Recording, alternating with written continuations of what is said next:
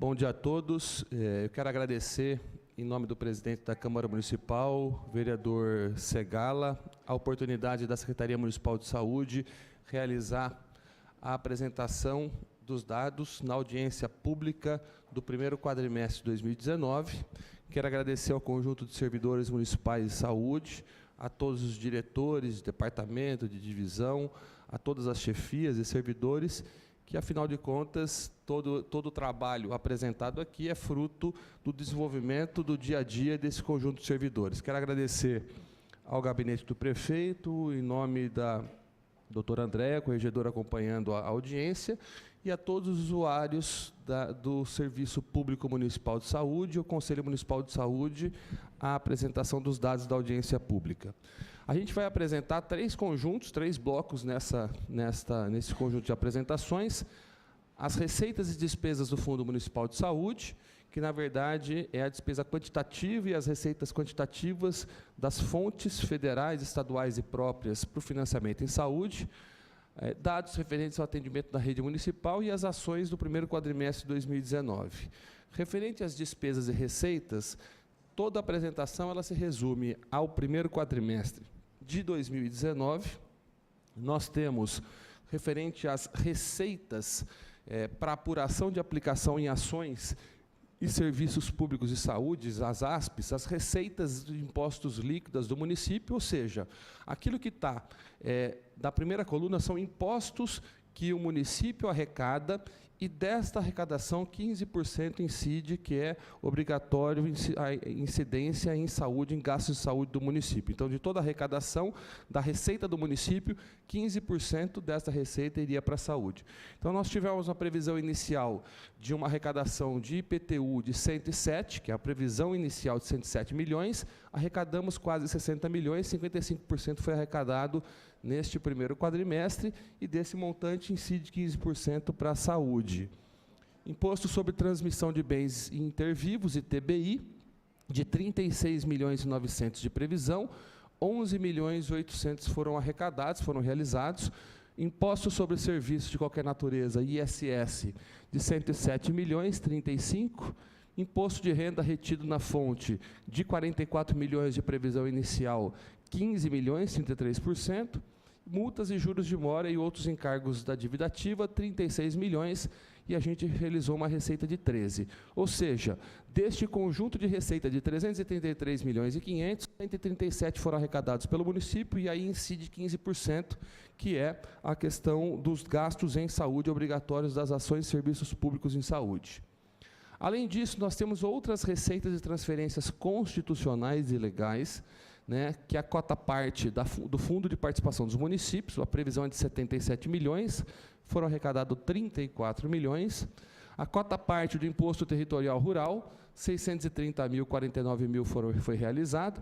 IPVA, 88 milhões, 63 milhões foi realizado. ICMS, de 202 milhões, 69. Cota parte IPI exportação, de 1 milhão e 200, 506.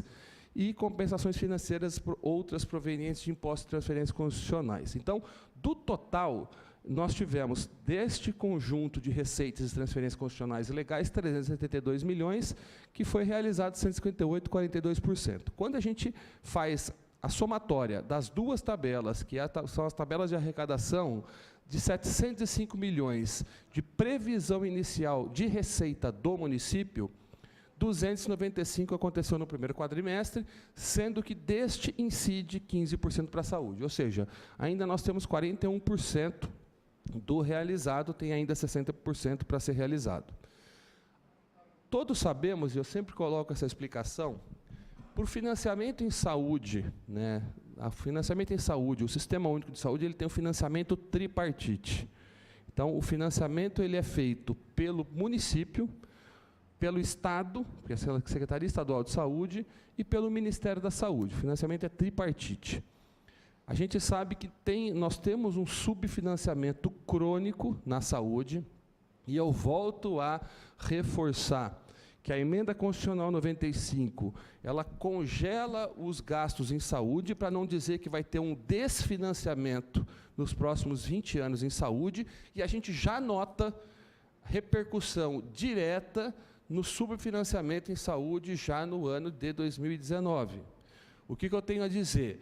Quando a gente olha o orçamento da União, do Ministério da Saúde, para financiamento no sistema público, nós temos já uma redução.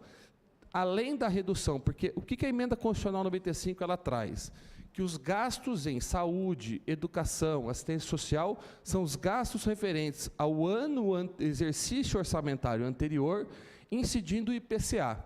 Ou seja, atrela o aumento de orçamento para a saúde ao imposto referente ao IPCA. Ou seja, não considera envelhecimento populacional, não considera aumento de serviços, apenas se tem imposto, aumento do recurso. E é muito cruel você comparar o aumento de recurso em saúde a IPCA, até porque o imposto que incide em saúde, ele é muito superior ao IPCA.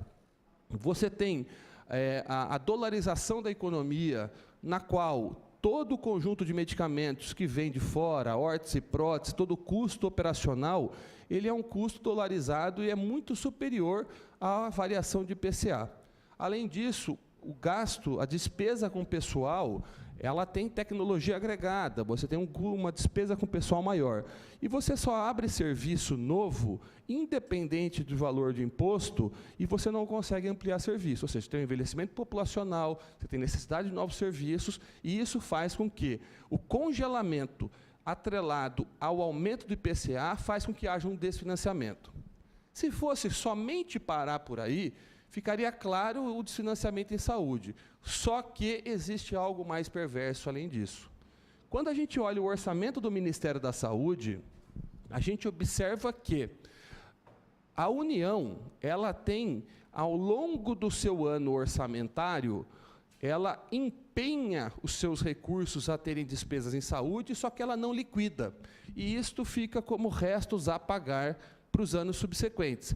Então, quando eu pego o orçamento de 2019, eu tenho restos a pagar de 2018, subtrai do meu orçamento e eu aplico a variação do IPCA num valor menor, que é o orçamento em saúde. Então, a gente acaba tendo, concretamente, um desfinanciamento em saúde. E não dá para jogar apenas nas costas do município a responsabilidade desse financiamento.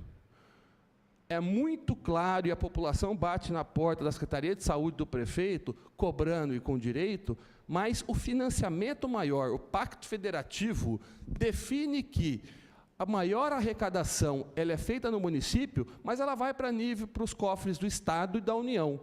E as ações de competência do município acabam sendo sobrepujados principalmente pelos gastos em saúde que são maiores. Então, a cobrança é no município, só que o financiamento maior é do Estado e da União, que não acontece. Então, a gente tem que ser muito bem claro, não adianta cobrar apenas do município, se o financiamento é da União e o financiamento é do Estado. E esse desfinanciamento acontece. Eu vou ser muito claro para vocês. Ministério da Saúde, o repasse do bloco de custeio e capital. Antes nós tínhamos vários blocos de financiamento, hoje nós temos um bloco de custeio e capital. No bloco de custeio, o Ministério repassou nesse quadrimestre 18 milhões e de capital 200 mil. Então, 18 milhões e 600 foi o repasse. Este é o repasse da Secretaria Estadual de Saúde. Este é o repasse que, quando se cobra do município, tem que se olhar também a cobrança que deve ser feita para a Secretaria de Estado. O Estado passou dose certa, controle de glicemia e rendimentos, apenas 400 mil, nem chegou a 400 mil no primeiro quadrimestre. Não repassou até agora o recurso para a atenção básica e não repassou até agora o recurso do Qualis. Nós estamos no meio do ano e o Estado não repassou o recurso para a saúde. Então, esse financiamento que está sendo feito, ele está único e exclusivamente do município. Além disso, reforma de unidade básica de saúde, antes que era o Requalifica UBS, hoje não tem mais. O governo federal suspendeu qualquer reforma de unidade de saúde. E isso está na conta do município. Então, a gente tem que discutir, e essa é a Casa de Leis, e aqui a gente tem poder e o apoio do conjunto de vereadores. Afinal de contas, o conjunto de vereadores tem partido, e o partido ele faz voz na Câmara, no Congresso. Tem que se discutir o Pacto Federativo. Não adianta trazer a conta única exclusivamente para o colo do município. O município já vem fazendo a sua parte, além da sua parte. Então, a gente precisa rediscutir o Pacto Federativo, sim, a gente precisa rediscutir a Emenda Constitucional 95, porque o desfinanciamento em saúde ele está sendo concreto.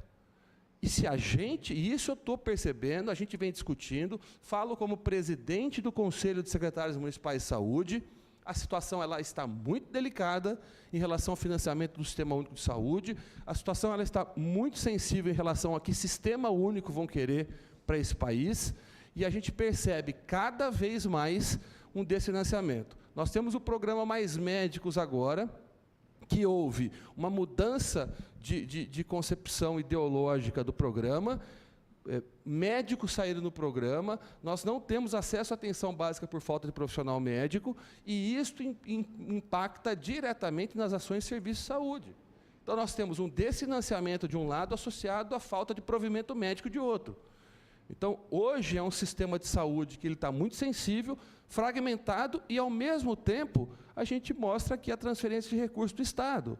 O PAB, que é o piso de atenção básica, que o Estado repassa R$ 3,00 por habitante por ano, ele não chegou ainda para os cofres do município. Nenhum município do Estado de São Paulo recebeu esse recurso. O Qualis UBS, que é um recurso também para atenção básica, não chegou. Então, o que acontece? Era para vir no primeiro quadrimestre, no primeiro trimestre do ano, não veio esse recurso. Então, a gente está passando por um momento sensível, a gente está passando por um momento de desfinanciamento do Sistema Único de Saúde, a Casa de Leis ela tem uma obrigação e ela sempre apoia a discussão, e é uma discussão que também passa por uma discussão política, não é somente uma discussão ideológica, de lado A ou lado B, a gente está falando aqui em permanência do Sistema Único de Saúde como modelo de cuidado. Então, essa discussão que está acontecendo a nível nacional, ela precisa chegar a todos, ao Conselho Municipal de Saúde, independente da concepção ideológica, da cor de bandeira, o que a gente tem que defender aqui é a manutenção do Sistema Único de Saúde. Em relação a outras receitas para financiamento em saúde, nós temos a taxa de apreensão de depósito e liberação de animais, restituição e devolução de adiantamento, auto de infrações em saúde e rendimentos, que dá um volume de 92 mil. Então, a gente tem de transferências 18 milhões do Ministério, 392 mil do Estado, 92 mil de outras receitas, são 19 milhões que são de resumo de transferências de financiamento. Quando a gente olha para as despesas em saúde do município, a gente tem 53 milhões vinculado a pessoal. Saúde tem a sua maior despesa com pessoal. Afinal de contas, você pratica, você realiza, você acaba realizando o cuidado com pessoas. A tecnologia é importante, insumos é importante, medicamento é importante, mas quem prescreve, quem cuida, quem atende é um conjunto de pessoas, e isso traz uma maior despesa em saúde, que é natural, que é de direito, que é justamente o mais importante de despesas na área da saúde. Quando a gente inverter que pessoal vai ter menos despesa do que insumo e medicamento, alguma coisa está errada. Então, suprimento e custeio, 5 milhões, adiantamento, 75 mil, propaganda e publicidade, 22 mil, aquisição e reposição de insumos, atendimento ao usuário, 5 milhões, contratos complementares de assistências, 12 milhões e 900, adequação e expansão de infraestrutura e tecnologia de informação, 102 mil, indenização e restituição, 70, investimento, 136. Um total de 76 milhões, que foram as despesas em saúde no primeiro quadrimestre de 2019. Quando a gente avalia o resumo das despesas comparativas entre 2018 e 2019, pessoal e encargos, a gente saiu de 42 milhões em 2018, do primeiro quadrimestre, para 47 milhões no primeiro quadrimestre de 2018. O que nós temos aqui nesses 5 milhões? Nós temos, em primeiro lugar, primeiro quadrimestre de 2018 e primeiro quadrimestre de 2019, 1,42% do dissídio do ano passado. Então, o dissídio que foi dado do ano passado, de 1,42%, ele incide e cai no primeiro quadrimestre de 2018, a gente já pode considerar. O aumento direto absoluto de R$ 70 por servidor, mais a licença-prêmio que foi dada aqui ao longo do ano de 2018. Além disso, A saúde contratou no ano passado quase 350 servidores. Foi a maior contratação em um ano da administração direta. Nunca houve na administração alguma contratação de mais número de servidores como houve nessa administração. E foi por determinação do prefeito Clodoaldo Gazeta ampliar o número de servidores na área da saúde. Então, nós tivemos um aumento direto desta contratação. No primeiro quadrimestre também nós tivemos horas extras. Nós tivemos algumas horas extras que incidiram em serviços como atenção básica, urgência e emergência, para cobertura da demanda em relação à dengue, e despesas correntes de 24 milhões para 29, que foram despesas correntes referentes às despesas e gastos diretos em relação, de um lado, teve despesas em relação a laboratorial, despesa com exames, despesa com medicamentos e insumos na questão da dengue, mas também houve abertura de serviço. Nós tivemos aberturas de serviços que aconteceram aqui, e esses serviços, eles impactam numa despesa corrente. Chapadão, que abriu mais no começo do ano, ele impacta aqui como despesa corrente. Você tem mais um serviço, mais um equipamento que tem demanda. A Casa da Mulher, embora ela não tenha sua inauguração concreta, ela é mais um serviço ambulatório de gestação de alto risco. Então, nós temos despesas que foram agregadas aos serviços, que são despesas correntes. Total, 66 milhões na despesa líquida de 2018 e 76 milhões em 2019. Numericamente, estes 10 milhões que houve de um aumento de um para o outro, ele acaba coincidindo com o custo operacional da dengue, que é projetado ao longo de 2019 inteiro. Não é o mesmo, mas ele acabou sendo numericamente igual. Então, volto a repetir o que foi colocado. Esses 10 milhões de aumento do primeiro quadrimestre do ano de 2019 em relação a 2018 é dengue? Não necessariamente, porque a dengue ela incide na projeção ao longo do ano 10 milhões. Aqui nós temos aumento de pessoal referente ao dissídio do ano passado, ao aumento concreto de R$ 70, a licença-prêmio, contratação de servidor, PCCS e despesas correntes referentes a novos serviços. A projeção da dengue ela é de primeiro quadrimestre, mas ao longo do ano, que dá 10 milhões. Numericamente foi o mesmo valor, mas não significa objetivamente esse valor para a dengue. Despesa total com saúde, então, em 2018 foi 66 milhões, em 2019, 76. Receita utilizada de transferências, 16 para 19, e gastos da Receita Municipal de 50 para 57.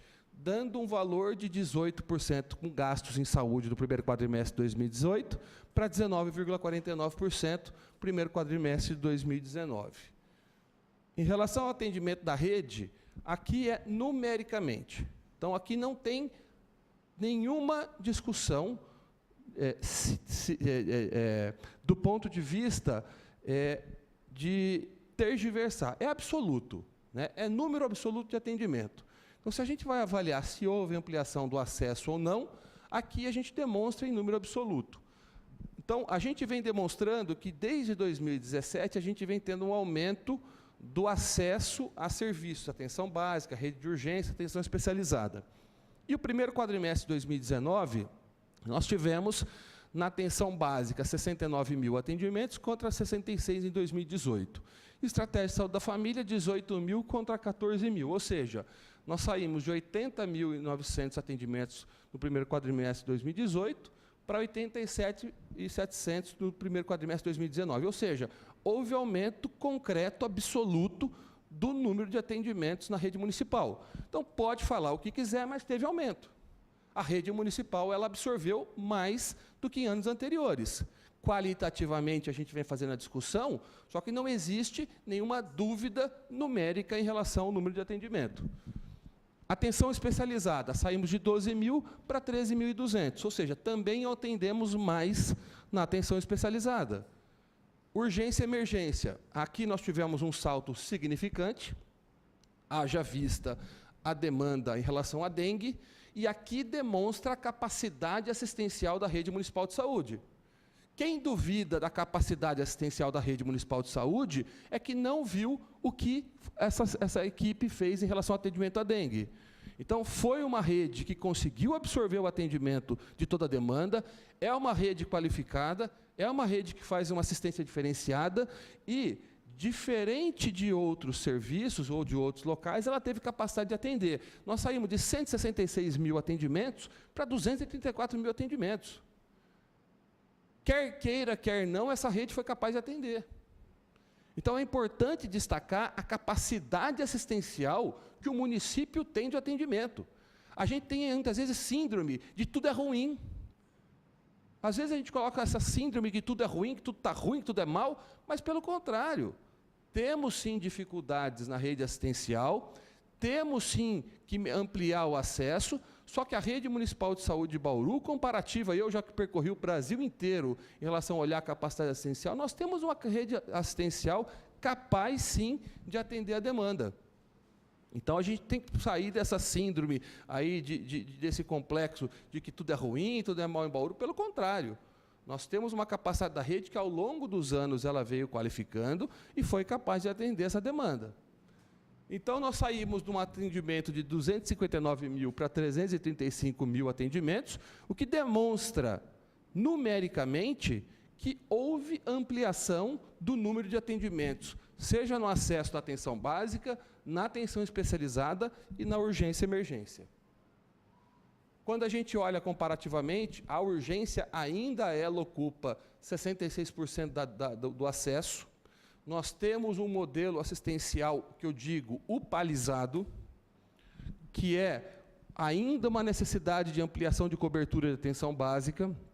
A nossa atenção básica, ela beira 45% de cobertura, ela precisa aumentar. Por esse motivo, a Secretaria Municipal de Saúde caminhou num processo de distritalização, vem ampliando a atenção básica, já abrimos 2 novas unidades básicas de saúde, diante de um momento de um cenário nacional de retirada de profissionais médicos da atenção básica. Por quê? A saída do componente do provimento médico, seja o programa Mais Médico modelo A, B, C ou D, não importa a ideologia aqui, mas se tirar provimento médico da atenção básica, nós reduziremos a cobertura e vai piorar o acesso na rede municipal de saúde, de Bauru, de Prudente, de Rio Preto, de Ribeirão, de São Paulo, de Marília e de todo o estado de São Paulo. Por que eu falo estado de São Paulo? Porque o novo programa do Ministério da Saúde, para o programa Mais Médicos, ou programa Mais Saúde, seja qual eles queiram dar o nome, não importa ideologicamente. O que nós, secretários de saúde, eu como presidente do Conselho Municipal, vereador Segala, estamos colocando ao ministro, é o provimento médico. Independente se é um modelo anterior ou novo, nós não podemos deixar de ter o médico na atenção básica. E o que vem acontecendo? No novo modelo de edital de adesão do Mais Médicos, são 8 níveis de municípios. O estado de São Paulo, 98% dos municípios estão no nível 1, 2 e 3, e foram excluídos do programa Mais Médicos. Ou seja, São Paulo não terá provimento de profissionais médicos, e isto pode ter um impacto nos anos seguintes, no ano que vem, no próximo ano, de provimento médico. Particularmente, nós puxamos uma reunião junto com o Conselho Nacional de Secretários Municipais de Saúde, junto ao Ministro de Estado da Saúde, para que, independente de qual é o modelo do programa que ele queira implantar, não dá para ter mais um passo para trás em relação à atenção básica. Por quê? O médico, o vereador Segala, que vinha no programa Mais Médicos, ele era bolsista. Então, este valor de R$11 mil por médico, se o programa Mais Médicos deixa de existir, o município vai ter que pôr R$11 mil por profissional. E não é apenas R$11 mil, eu tenho encargos daí. Se eu tiver que contratar um médico 40 horas, 11 mil, eu não acho, porque a gente abre concurso direto, não consegue médico 40 horas, 11 mil mais os encargos, vai para quase 17, 18 mil por médico, não está previsto isso no orçamento, e a competição entre municípios para essa disputa médica vai fazer com que os municípios do estado de São Paulo tenham dificuldade de ampliar a atenção básica. Esta é uma pauta importante que está sendo discutida dentro do programa Mais Médicos, ou outro programa, porque a gente não está defendendo o programa Mais Médicos, a gente está defendendo o provimento médico. E isto é importante que o Ministério da Saúde tenha sensibilidade, que se houver a retirada profissional desse conjunto de trabalhadores que fazem a qualificação da atenção básica, não é só Bauru, mas todo um conjunto de municípios vão deixar de ter cobertura suficiente. A gente vai voltar a ter um aumento de mortalidade infantil, a gente vai voltar a ter dificuldade pré-natal, a gente vai voltar a ter dificuldade de acesso a acompanhamento. Então, o que a gente pede? E aí é um pedido de secretário para esta casa, que, do ponto de vista político, e aí é um movimento independente da cor partidária, que a gente possa ter a sensibilidade, junto ao Ministério, ao Governo do Estado, de rediscussão, seja qual for o novo programa Mais Médicos. Só que o Estado de São Paulo não fique fora desse programa. Porque se o Estado de São Paulo ficar fora do programa, os municípios não terão capacidade de prover médicos para a estratégia de saúde da família, para a atenção básica, e a gente vai piorar esse indicador, que é um indicador de mais assistência em urgência, que é mais cara. O atendimento na urgência ele é mais caro. Então, quando você compara que a prevenção, a promoção de saúde, ela é, além de ser um processo mais duradouro, mais sistematizante, mais pragmático, mais horizontal, a gente tem um custo maior na rede de urgência. Então, esses são os pontos que a gente traz, que são sensíveis hoje na discussão do Estado de São Paulo. Faço isso porque, particularmente eu e meu colega de São Bernardo do Campo, que é o vice-presidente do Conselho, a gente já foi para Brasília 2 vezes para fazer essa discussão com o Ministério da Saúde, que se o Estado de São Paulo ficar fora do programa, seja qual for ele o nome, se nós tivermos baixo provimento profissional, a gente vai ter um impacto negativo na atenção básica.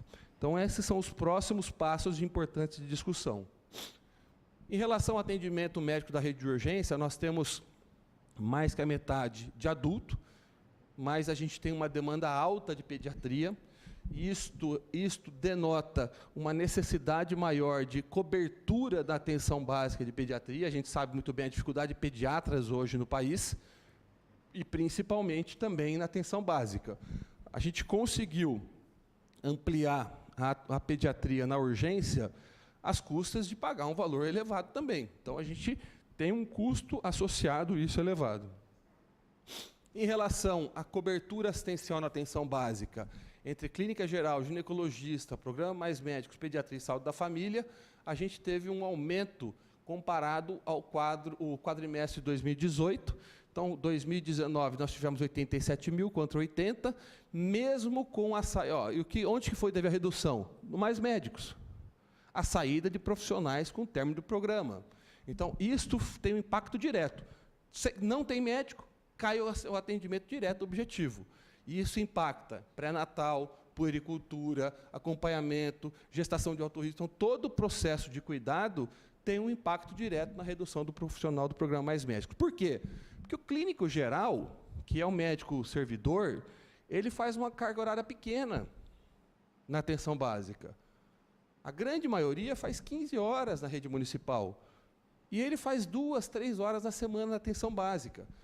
O médico do programa Mais Médico, ou outro nome que seja, ele faz 40 horas. Então, o impacto é significante na perda desse profissional. Não é só a questão de não ter orçamento, ou não ter como pagar, ou a competição, o canibalismo entre municípios. Você pega Bauru e um município pequeno próximo, ou 2 municípios pequenos próximos, Duartina e Lucianópolis. Profissional que chega, quando for ter a contratação, você tem que canibalizar, fica um município disputando com o outro, quem paga R$1 a mais, e isso acaba canibalizando o processo de cuidado. Agora, quando o Ministério coloca o profissional, independente se ele é médico intercambista, se é próprio, não importa qual é o modelo do programa que o Ministério tem a adotar. O que nós queremos é que o Ministério mantenha o provimento médico. Porque, afinal de contas, o financiamento, como a gente tem dito, é tripartite. Não dá para essa conta ficar somente no colo do município. Haja visto o Pacto Federativo, que toda a arrecadação ela vai para níveis superiores. Então, nada mais justo do que o provimento vir do nível federal. Em relação ao atendimento médico por especialidade na região, essa estratégia de territorializar, que é uma estratégia extremamente significativa, e talvez Bauru vá perceber a importância da territorialização nos próximos anos. Afinal de contas, territorializar deu a oportunidade para o município colocar uma lupa em relação às necessidades regionais. Eu sempre faço esse exemplo. A mortalidade infantil do município de Bauru, embora esteja em 2 dígitos, ele está dentro da média preconizada pelo Ministério da Saúde. Só que quando a gente olha determinadas regiões da cidade, nós temos regiões com indicadores que são da Suécia e outras regiões, com todo respeito ao país, não é nenhum demérito, com outros indicadores que são da Somália. Ou seja, nós temos regiões com indicadores ruins e regiões com indicadores excelentes. A importância de territorializar é que, com o meu orçamento, que é escasso, eu possa priorizar determinadas regiões, para que eu melhore o indicador da cidade, do município como um todo, eu tenho que pegar as regiões com piores indicadores. Então, o processo de territorialização, ele facilitou o diagnóstico, ele abriu a possibilidade de enxergar diferenças regionais, necessidades regionais, facilita o modelo de governança, porque nós tínhamos uma diretora para todas as 25 unidades de saúde, é muito difícil, é complexo. Eu digo que a urgência, ela aparentemente parece ser mais dinâmica, mas complexidade é a atenção básica. A atenção básica, ela tem uma complexidade de cuidado que vai desde o curativo, acompanhamento familiar, imunização, assistência e até atendimento de urgência. Então, nós temos como porta prioritária do sistema, e Bauru vai modificar o seu panorama quando ele inverter, quando ele passar de 60% de cobertura de atenção básica, e aí sim a gente vai ter um novo modelo de cuidado. Então, aqui eu trago o atendimento médico por região e especialidade, e isso é um modelo que vem sendo traçado, difícil, um passo de cada vez, mas é um modelo que a gente considera como importante para mudar a gestão da assistência e da atenção básica no município. Aqui a gente traz o atendimento por pediatria, médico de família, mais médico, ginecologista e clínico geral, por região de saúde, e do ponto de vista da saúde bucal, que é um atendimento que a gente teve uma redução no primeiro quadrimestre de 2019, isso se deve a algumas coberturas na urgência, né, mais do que na atenção especializada. Então, a urgência é que teve maior redução em relação a esta demanda. Nós temos programas de nutrição conveniados com a Secretaria Estadual de Saúde. O PANI, que é o Programa de Atenção à Nutrição Infantil, primeiro quadrimestre nós tivemos, de 2019, 99 pessoas que aderiram ao programa, e do quadrimestre 2018, 81. E o PNSA, que são aquelas fórmulas nutricionais especializadas que são entregues para crianças com alergia alimentar, ou a proteína do leite de vaca, ou outras fórmulas específicas que a gente fornece junto ao convênio com o Estado. Aqui é a cobertura de condicionalidade do programa Bolsa Família. Dentro do programa Bolsa Família, uma das condicionalidades é acompanhamento da atenção básica. Por este motivo, a gente acompanha famílias e pessoas que são acompanhadas na atenção básica para que tenham subsídio vinculado ao programa Bolsa Família. Ou seja, se a criança não passa no posto de saúde, pode ser cortado o programa Bolsa Família. Em 2018, na primeira vigência, eram famílias. Então, 8.000 famílias acompanhavam. Depois passou a ser pessoas. Então, por isso, nós temos hoje 39% no primeiro quadrimestre, o mínimo é de 30%. Então, no segundo quadrimestre e terceiro quadrimestre, esse valor sobe. Entendeu? Em relação ao comparativo de transporte fora do domicílio, TFD, ou seja, todo usuário do sistema de saúde, até pelo princípio operacional do SUS, que é da hierarquização, da complementaridade do cuidado, tem cuidado que não é feito na cidade de Bauru, seja pela gestão estadual ou municipal, e o usuário vai para outro serviço SUS dentro do Estado. Isso é chamado tratamento fora do domicílio. Então, para isso, a gente tem um financiamento específico, que é ou por passagem ou por viatura, e a gente acompanha esses usuários. Cada vez mais a gente nota um aumento do custo operacional deste tipo de ação e que há necessidade do Ministério da Saúde mudar essa política. Hoje o Ministério repassa um valor fixo, que é muito pequeno, para que a gente dê cuidado humanizado, principalmente. Você tem criança que sai daqui de madrugada, que vai para o HC em São Paulo, passa o dia lá, e não tem, muitas vezes, condições de tomar um leite para uma viagem daqui para lá. Então, há uma necessidade de rever a política de tratamento de fora do domicílio. Não significa apenas dar um auxílio ministerial para combustível. Aqui precisa ter justamente uma política integrada de transporte eletivo com uma melhor qualificação, de um investimento e um financiamento em veículos apropriados. Você tem pessoas com deficiência que precisam ser transportadas. Então, existe uma necessidade do governo federal, além de mandar ambulância para SAMU, além de mandar ambulância para o consultório na rua, mandar também investimento para aquisição de veículos apropriados para o tratamento de transporte fora do domicílio. Hoje o município está tendo que comprar veículo para justamente fazer o transporte adequado dessas pessoas. Então, a gente saiu do primeiro quadrimestre de 2019, 13 mil, primeiro quadrimestre de 18, 14 mil. Em relação à equipe multidisciplinar, aqui é uma estratégia que eu considero bastante importante para o município de Bauru. Equipe multidisciplinar de atenção domiciliar nada mais é do que uma equipe que faz o acompanhamento domiciliar, ou seja, pessoas que são acamadas ou restritas ao leito, que teoricamente teriam que estar internadas. Hoje, Bauru faz o atendimento domiciliar.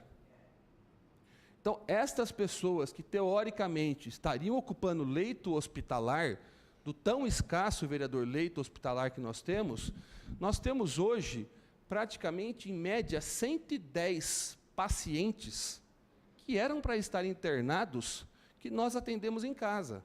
Então, quando diz que Bauru não tem hospital, ele não tem a estrutura hospitalar, mas nós fazemos um atendimento domiciliar como se fosse a estrutura hospitalar.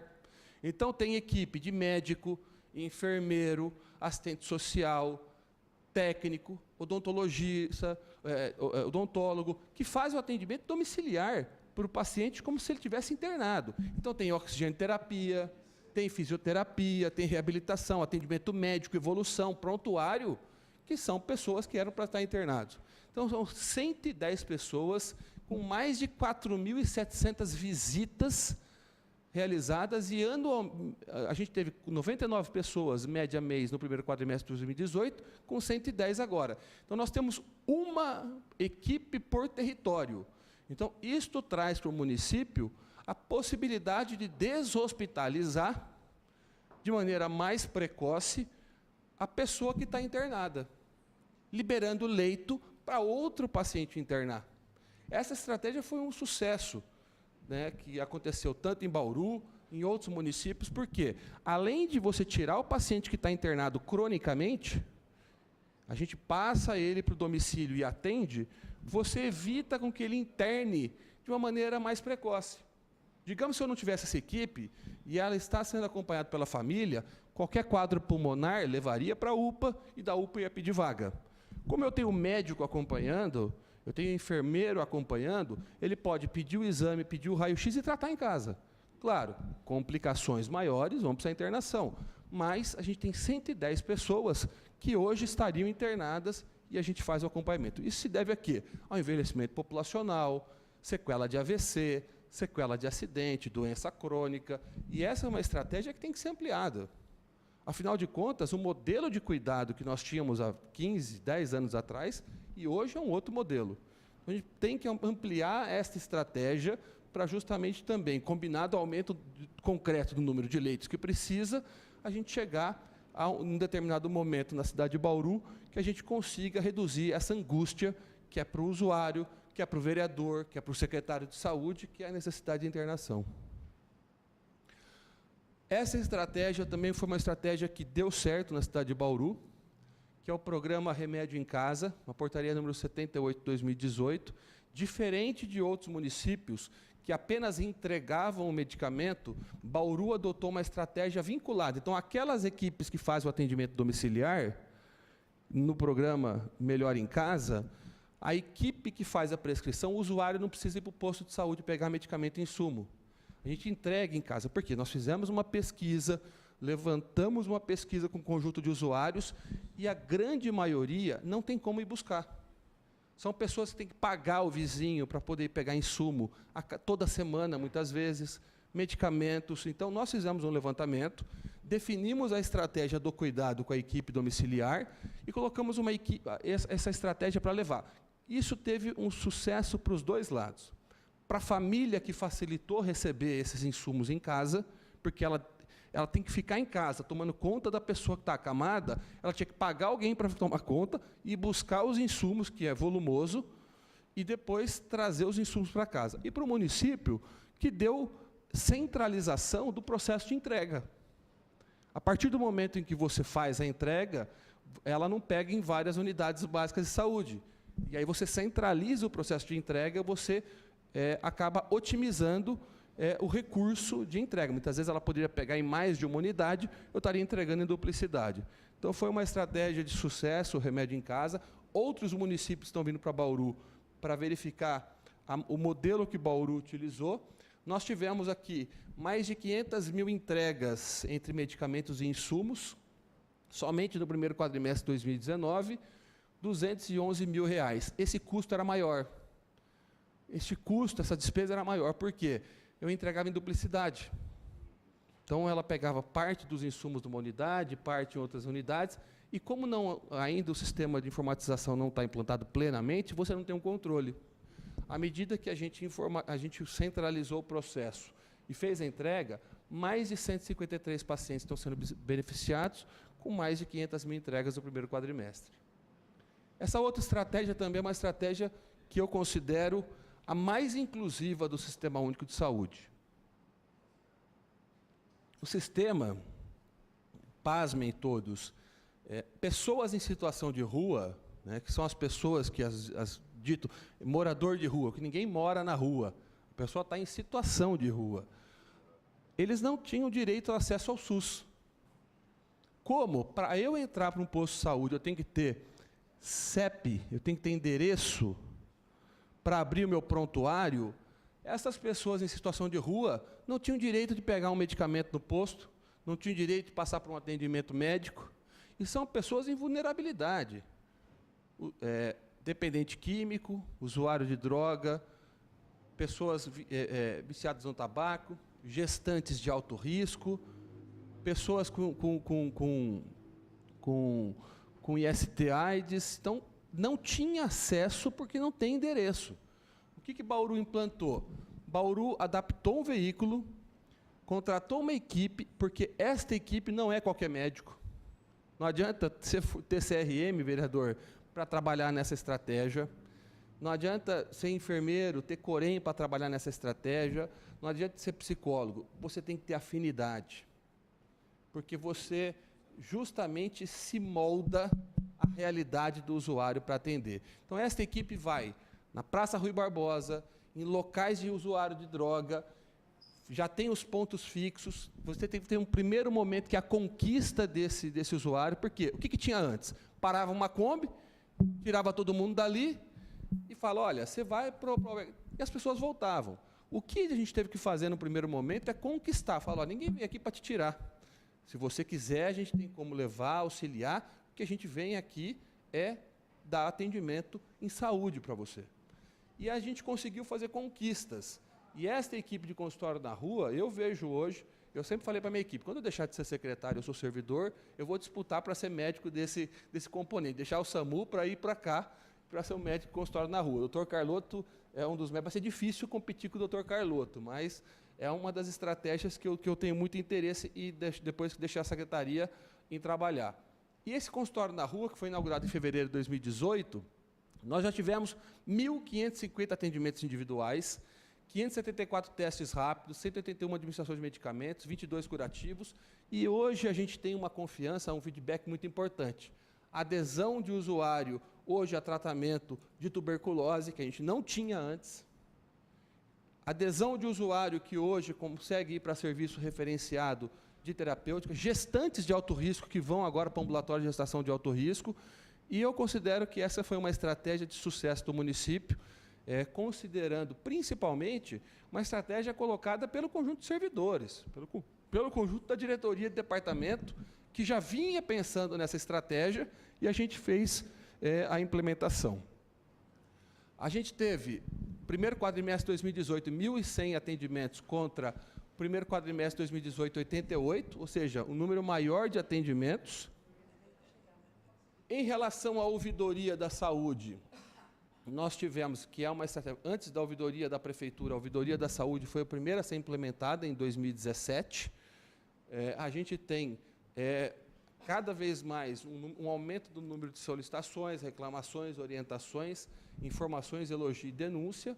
Né? A gente tem a entrada via impressa, presencial, telefone, e-mail e Facebook. Então, essas são as entradas da ouvidoria da saúde. Em relação à política de imunização do município, nós temos estes dados do primeiro quadrimestre de 2019. Poliomielite, 90% de cobertura vacinal, pentavalente, 90,2%, febre amarela, 90,5%, pneumocócica, 90%, rotavirose, 83%, meningocócica, 90%, BCG, 104%. Hoje nós estamos em franca campanha da influenza, a gente está com 78% de cobertura. Nós estaremos até amanhã ainda em campanha vacinal. A meta é atingir 90% de cobertura. A partir de segunda-feira será aberto, segundo o ministro da Saúde, para todos. Já reforço que nós pedimos mais grades para o Estado. Até o momento, né, Ezequiel ainda não chegou, mas a gente está pedindo mais grades para o Estado para que a gente continue na semana que vem. Inclusive, para determinados órgãos parceiros, como Câmara Municipal, Poder Judiciário, que tem contato com a população, seu conjunto de trabalhadores. Eu acho importante a gente estar fazendo essa relação e a gente vai fazer esse apoio junto já a partir de segunda-feira para que a gente possa ter a vacinação dada para todos os demais. O horário da vacinação... Então, amanhã tem a campanha de vacinação. Em Calçadão, a gente tem a campanha até às 17 horas, das 7 às 17 horas. E, na segunda-feira, a partir das 8 horas da manhã, as unidades básicas estarão abertas, né? Lembrando que nós temos que reservar vacinas para gestante e crianças até o final do ano, e o sobressalente, além do que a gente está pedindo para a Secretaria de Estado, para a vacinação da população em geral. E a gente fez contato com algumas instituições, órgãos, em que a gente vai fazer essa proximidade, que eu acho importante até em relação a determinados órgãos para fazer a vacinação. Cobertura de vacinação de influenza, pasmem, criança, que é o que está tendo menor percentual. Nós fomos em escolas, fizemos em calçadão, fizemos no shopping, supermercado, recreatividade, e criança é a menor cobertura. Então, a gente continua o processo, a gente foi em todas as escolas municipais, escolas estaduais, e a gente tem ainda a melhor cobertura. A gente está com carro de som, imprensa, propaganda, outdoor. A gente fez estratégias de correr e bater de casa em casa, pegamos as regiões. Onde que eu tenho maior acompanhamento de puericultura, de criança? Fizemos um mapa e fomos casa a casa para vacinar. Pegamos condomínios verticais, Minha Casa Minha Vida e outros condomínios verticais, montamos postos de vacinação nos condomínios verticais para poder fazer a vacinação. E Bauru, comparado a outros municípios, está bem, 78% de cobertura. Ontem o próprio ministro fez um anúncio, tem o estado do próprio ministro, está muito baixo, Mato Grosso do Sul. O estado de São Paulo, a média estadual está abaixo do que o município de Bauru, mas a gente vai continuar a campanha, inclusive amanhã a gente está abrindo além para poder fazer, para chegar nos 90% de cobertura vacinal.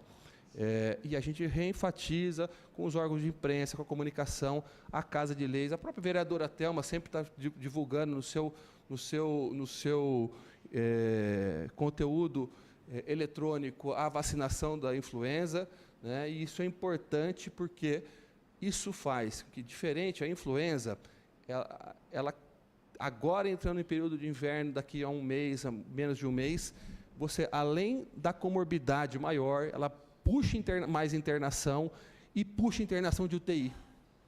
E a gente sabe da dificuldade, da competição que a gente tem de internação por leito de UTI, não somente a morbidade é maior, mas a mortalidade também, por conta dessa doença causada por H1N1, H3N2. Em relação aos dados de Zika, na cidade a gente sempre coloca, desde 2016, 2019 nós tivemos 86 suspeitos, com nenhum confirmado de Zika até o momento. Leishmaniose visceral, nós também não tivemos, nós tivemos dados confirmados de janeiro, fevereiro, março e abril, né? Mas não tivemos nenhuma letalidade no período de 2019. Número de casos autóctones de dengue. E aí eu vou entrar especificamente na dengue, que é uma das pautas que pegou de maneira significante no nosso primeiro quadrimestre de 2019, que foi a dengue, a epidemia de dengue no município de Bauru.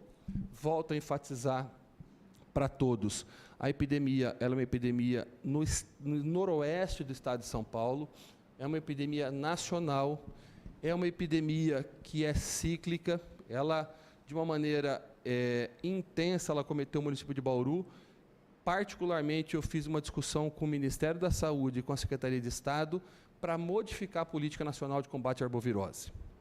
Não dá para o país enfrentar a arbovirose da mesma maneira que vem enfrentando nos últimos anos. A estratégia da vacina é importante, que é um ponto extremamente significativo de você diminuir a morbidade, porque doença viral é combatida com vacina. Isso. A doença viral é combatida com vacina, foi assim com a poliomielite, H1N1 a gente está falando isso, né? Foi assim com o sarampo. Agora, dengue é uma doença do hemisfério sul, não tem no hemisfério norte. Então, assim, quais os interesses em produção da vacina para o hemisfério sul, ou compensa vender dipirona, soro fisiológico, equipamentos para leite? Então, em primeiro lugar, existem duas políticas públicas em saúde que deram muito certo nesse país, que foi com base em lei. A política de sangue hemoderivados, que foi a Lei Betinho. Antes da Lei Betinho, você tinha um caos na transfusão sanguínea do país. Quem viveu essa época antes da Lei Betinho, a dificuldade que era, as doenças transmitidas, não tinha nenhuma avaliação da transfusão sanguínea. O que aconteceu com o país? A partir da Lei de Sangue Hemoderivados, foi instituída uma política nacional com base em lei. Houve o desenvolvimento de empresas públicas, como Hemobras, desenvolvimento de sangue hemoderivados, e foi uma lei que deu certo. A segunda, a lei do transplante. Foi uma política pública baseada em lei, e hoje o transplante é uma das principais políticas públicas do país. Eu considero que a arbovirose ela tem que vir por lei. Por quê? Primeiro, não é somente a saúde responsável pelo combate às questões de arbovirose. O Ministério do Meio Ambiente, então o Ministério das Cidades, Integração Nacional, Educação, política de coleta seletiva, você ter um raio tirando do perímetro urbano, locais de reciclável. Então, são políticas públicas macros, não somente da saúde, que devem ser implementadas numa política nacional de arbovirose. Um orçamento específico do governo federal, estadual e municipal para o combate à arbovirose em todos os sentidos. Não somente a questão assistencial saúde, mas zeladoria, leis específicas, porque essa questão de combate apenas com retirada do material do recipiente não deu certo no país. Desde a época que eu estava no Mercedes Paz Bueno, lá na Rua Xingu, que eu fazia trabalho de cartolina, que eu colocava pneu e lata, desde aquela época a gente está falando até hoje. Então, ou a gente enfrenta a arbovirose nesse país, com desenvolvimento tecnológico, incorporação tecnológica, vacina e políticas públicas agregadoras, e não somente da saúde, a gente vai voltar a ter epidemia. Infelizmente, a gente vai voltar a ter epidemia. O que aconteceu em Bauru, Fogolinho? Eu falo de uma maneira muito aberta aqui. O que aconteceu em Bauru que foi diferente? Faltou alguma coisa? Faltou lá atrás? Toda noite eu me pergunto. Não pergunto só como gestor, secretário de saúde, mas pergunto como cidadão, como médico, como responsável. O que faltou? O Mário está aqui, a gente veio várias vezes, Mário, o que faltou? O que a gente fez? O que deixamos de fazer? O que aconteceu? Né? Eu posso de maneira muito tranquila, não é uma questão de defesa, não, é uma maneira muito tranquila. A gente tem que ampliar, desenvolver na cidade uma política de combate, zeladoria, de coleta seletiva, tem. Mas, do ponto de vista da saúde, até conversei com os técnicos do Ministério, quando vieram, falei, sejam claros, apontem o que faltou. O que eu não quero, o que a gente não quer é repetir na cidade uma epidemia. O que aconteceu diferente? Fogolinho, infelizmente, o que vocês apresentaram aqui Era para ser feito. Infelizmente, o que vocês colocaram aqui era para ser feito. Nós tivemos vários fatores que desencadearam. Primeiro, a notificação. Eu procurei ser bastante transparente na notificação. Muito transparente, sabendo que ia apanhar muito por conta disso. Mas eu tenho um juramento médico. E eu não ia deixar de ter esse juramento em deixar de notificar, porque eu sei que dengue 2 é mais agressiva. Então, a circulação do vírus 2, ele é muito mais agressivo do que 1, 3 e 4. É o então antigo dengue hemorrágico. Então, se realmente a gente não alertasse a população para procurar o serviço, a mortalidade, a letalidade seria muito maior. O Ministério preconiza a letalidade de menos de 1%. A gente teve 0,04%. Além disso, nós tivemos no ano de 2019 o maior índice de pluviosidade. Foram 272 milímetros que choveram a mais na cidade de Bauru. Maior índice de pluviométrico dos últimos anos. A gente teve uma economia desse país que fez com que as pessoas acumulassem reciclável.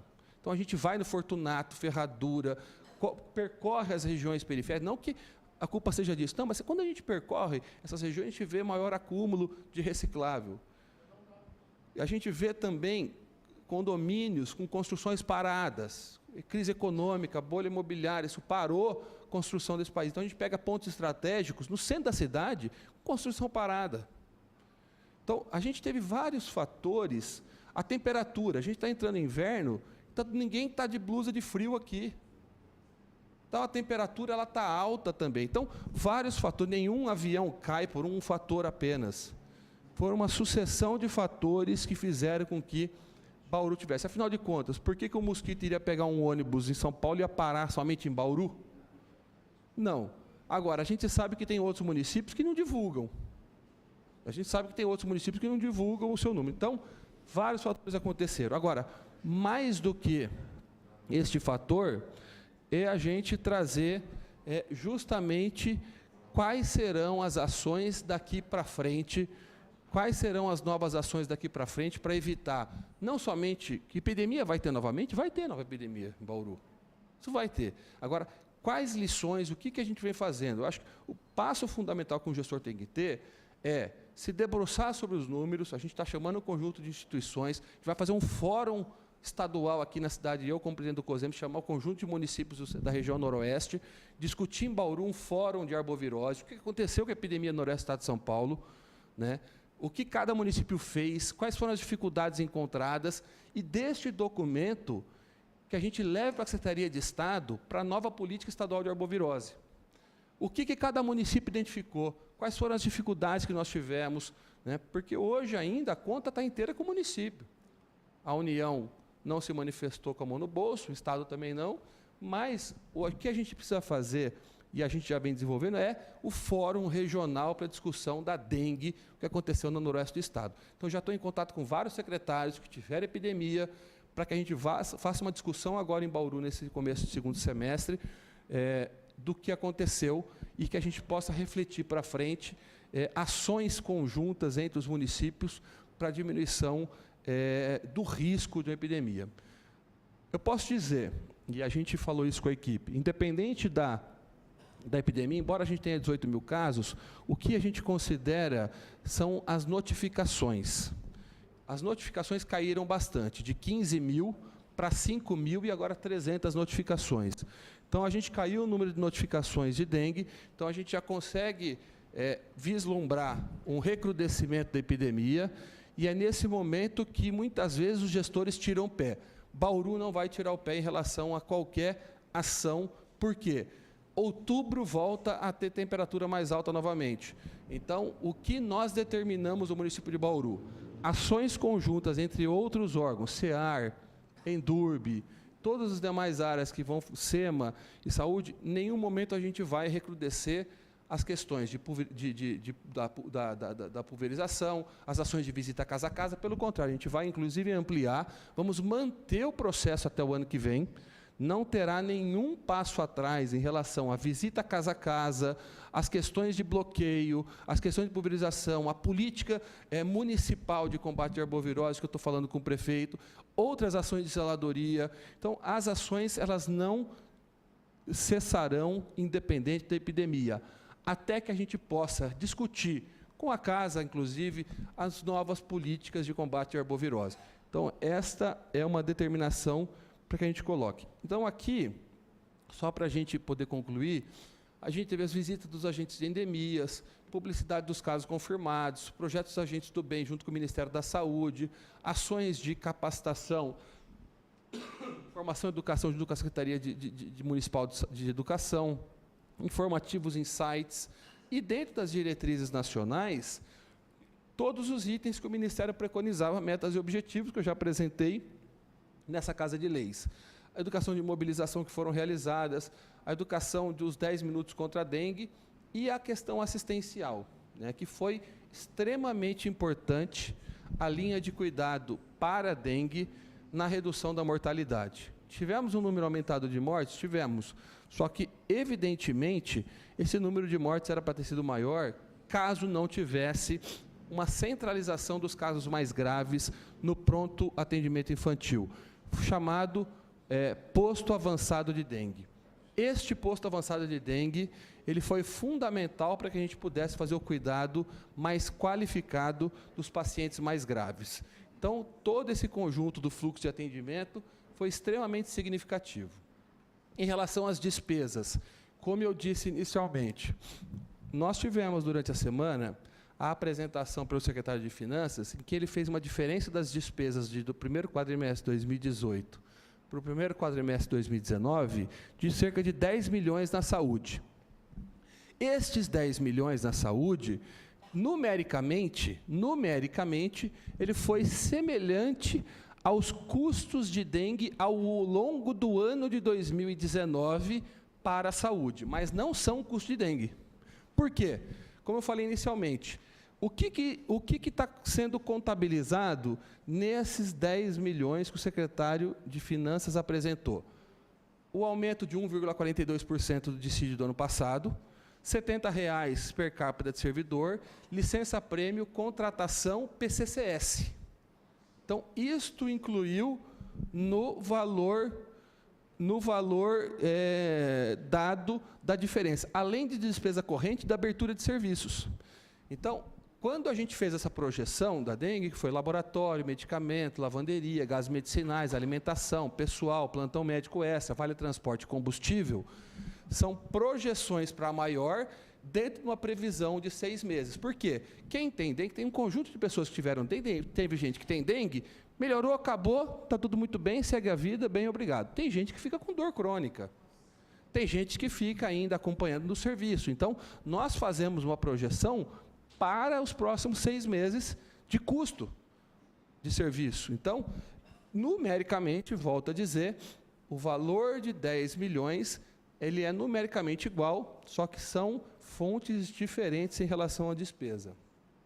Ações de 2019, a inauguração da Unidade Básica de Saúde do Jardim Chapadão Mendonça, que foi mais uma entrega de ampliação da cobertura da atenção básica para o município, né? O Centro de Diagnóstico por Imagem, que foi entregue agora para a comunidade, né? Ele foi uma ação que foi executada, concluída no primeiro quadrimestre de 2018, e, para concluir, investimento. A gente saiu do primeiro quadrimestre de 50 milhões para 57 milhões de quadrimestre de 2019, ampliação do acesso ao atendimento médico nas diversas áreas de 259 mil para 335 mil, quer dizer, um aumento concreto do número de atendimentos da atenção, ampliação da atenção básica de 80 mil para 87, ou seja, ampliou o acesso da atenção básica para a população, ampliação do acesso para a urgência, e aqui a gente coloca que foi estritamente em relação à dengue, a rede foi capaz de suportar a assistência em relação à dengue, e aqui eu considero, particularmente, talvez seja o maior legado que a gente possa deixar para a área da saúde. Além da contratação de servidores, que eu acho que é o legado mais importante, e formar servidores para a gestão, a informatização, ela começou na rede municipal de saúde. Aquilo que parecia uma dificuldade que não existiria, a gente cabeou toda a rede com fibra ótica e abrimos uma licitação que ganhou essa empresa chamada IMV, que já tem uma história na informatização na saúde do país, e toda a rede municipal está sendo informatizada. O centro diagnóstico, quando eu faço o raio-x digitalizado, ele vai para o consultório do médico no posto de saúde. Além disso, hoje, eu posso dizer que eu tenho um prontuário único, que está sendo implementado, são 2 anos de implantação. Então, quando eu chegar na UPA, para ser atendido, que hoje não tem computador, hoje é na folha, o médico ele vai abrir o prontuário do paciente e ele vai ver quanto ele passou no posto, quais são os exames que ele fez no posto. Da mesma forma, o médico do posto de saúde vai abrir, ele vai ver que ele passou na UPA. O medicamento que eu vou entregar, quando ele chegar no posto, fala, não, o senhor já pegou esse medicamento em tal unidade. Ou o senhor pegou o medicamento para X meses, não acabou ainda. Então, esta informatização ela vai ser fundamental. A gente vai ter um painel, um dashboard, que a gente fala, que é de monitoramento dos custos das redes por serviço. A unidade A, para atender X pessoas, está tendo um custo operacional de tanto. Todo o sistema. Então, esse sistema da vigilância, do almoxarifado, então a gente vai conseguir, a rede municipal, eu digo a gente, eu acho que a rede como um todo, que isso é permanente, o próximo gestor que sentar na cadeira vai ter, então, é um processo de ganha-ganha. Então, eu acredito que essa informatização, que ela já começou, ela começou pelo almoxarifado e assistência farmacêutica, atenção básica, que a gente vai conseguir dar um salto de qualidade na rede municipal de saúde. Principalmente, otimização de recursos.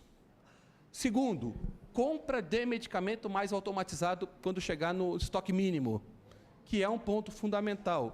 Então, é um conjunto de ganhos que a rede municipal vai ter com o processo de informatização.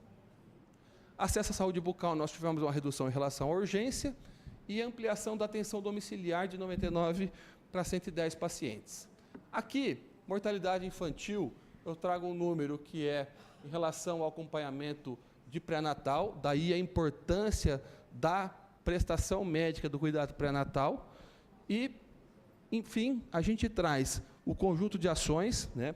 Eu quero agradecer principalmente ao conjunto de servidores, a todos os diretores de departamento, diretores de divisão, conjunto de chefias e todos os trabalhadores da saúde. Eu acho que, assim, diante de um cenário, que é um cenário bastante crítico de financiamento, a população ela tem um direito e cobra pela ampliação de serviço. Tem um ponto que é extremamente importante, que é a manutenção das unidades de saúde. Nós sabemos que a rede municipal de saúde é uma rede antiga, né, Mário?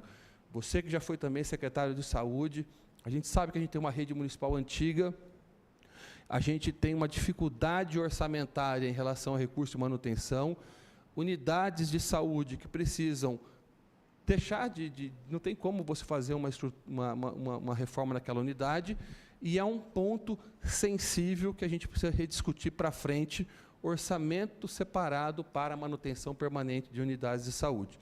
Eu acho que isso é fundamental. Eu acredito que assim, é um trabalho que tem que ser feito, os apontamentos mostrados serão acolhidos pela Secretaria, que eu acho que o grande objetivo mesmo é a gente melhorar o cuidado, seja com pessoas, seja na estrutura e principalmente na humanização. Então, eu quero agradecer a todos que participaram da audiência, agradecer ao conjunto de vereadores, vereador Segala, vereadora Thelma, e o conjunto de usuários que estão aqui, e eu fico à disposição para esclarecimento de dúvidas que tenham em relação à audiência. Obrigado a todos.